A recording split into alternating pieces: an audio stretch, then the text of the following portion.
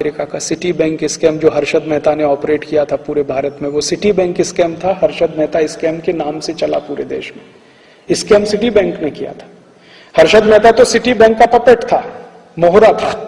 City bank उसको चलाता था, हर्षद मेहता वही चलता था। सिटी बैंक ने भारत में आके हर्षद मेहता को खड़ा किया और हर्षद मेहता को पैसा देना शुरू किया और उस पैसे से उससे कहा कि शेयर खरीदो, हमको दो।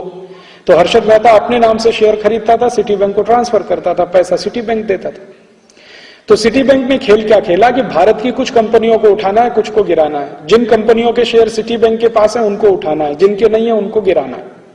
ये खेल में वो लग गए। हर्षद मेहता उनको कठपुतली की तरह से मिल गया, उसने खेल खेला और उस खेल में हिंदुस्तान का हजारों करोड़ रुपए, कम से कम 76,000 करोड़ रुपए डूब गया इस देश का। और जब ये सारा घोटाला खुला और घोटाले पर इंक्वायरी हुई, इंक्वायरी भारत सरकार की संसदीय समिति ने की। संसदीय समिति ने कहा कि हर्षद मेहता घोटाले का जिम्मेदार नहीं है, सिटी बैंक जिम्मेदार है। तो भारत के एक्स फाइनेंस मिनिस्टर और वर्तमान prime minister doctor Manmohan Singh ने कहा कि हमें मालूम है सिटी बैंक जिम्मेदार है, लेकिन हम उसके खिलाफ कार्रवाई नहीं कर सकते क्योंकि अमेरिका से हमें इन्वेस्टमेंट चाहिए। और मनमोहन सिंह ऐसे फाइनेंस मिनिस्टर और आज भारत के प्राइम मिनिस्टर के रूप में भी सिटी बैंक के खिलाफ कुछ करने की स्थिति में नहीं है, क्योंकि उनको इन्वेस्टमेंट चाहिए वहां से। अमेरिका नाराज हो जाएगा। और इसी अमेरिका ने भारत के स्टेट बैंक ऑफ इंडिया के खिलाफ इतनी सख्त कार्यवाही की अमेरिका में कि उनके हालत खराब हो गए, लेने के देने पड़ गए। इसी अमेरिका ने, भारत की एक स्टेट बैंक ऑफ इंडिया की एक ब्रांच अमेरिका में इन्वॉल्व हो गई थी कुछ ऐसे ट्रांजैक्शन में जिनका पता नहीं था, और अमेरिका ने डाउट किया था कि ये ट्रांजैक्शन हुए हैं टेररिस्ट को। अमेरिका में एक नियम है, एक अमाउंट से ज्यादा का पैसा निकाला जाए और जमा किया जाए तो उसका सारा इंक्वायरी करना, नहीं करेंगे तो बैंक जिम्मेदार है उसके लिए। तो स्टेट बैंक ऑफ इंडिया ने ऐसे कुछ ट्रांजैक्शन किए थे जिनका कुछ अता पता नहीं था। उसमें अमेरिका ने इतना हैवी पेनल्टी ठोंका उनके ऊपर कि एक ब्रांच का पूरा डिपॉजिट उसमें जाने की स्थिति आ गई। अमेरिका ने नहीं छोड़ा आपको, और आपने उनके सिटी बैंक ऑफ को पूरा छोड़ दिया। हाँ, इतना घोटाला किया तो भी हम मंजूर करते हैं।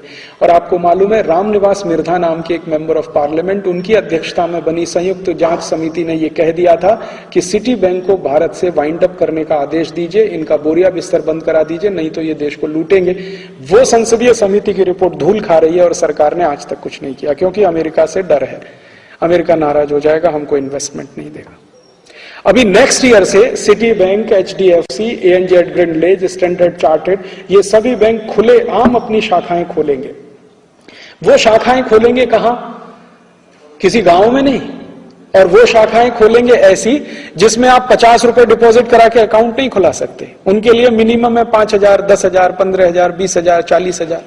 आपकी भारत की जो स्टेट बैंक है या भारत की जो बैंक है वो तो गांव में भी जाके शाखा खोलती है, क्योंकि उसको सर्विस देनी है, बिजनेस नहीं करना है, सर्विस देनी। इनको बिजनेस करना है, तो वो बड़े बड़े शहरों में शाखाएं खोलेंगे। बंबई है, कलकत्ता है, मद्रास है, हैदराबाद है, कोयम्बतूर है, चेन्नई है, वगैरह वगैरह।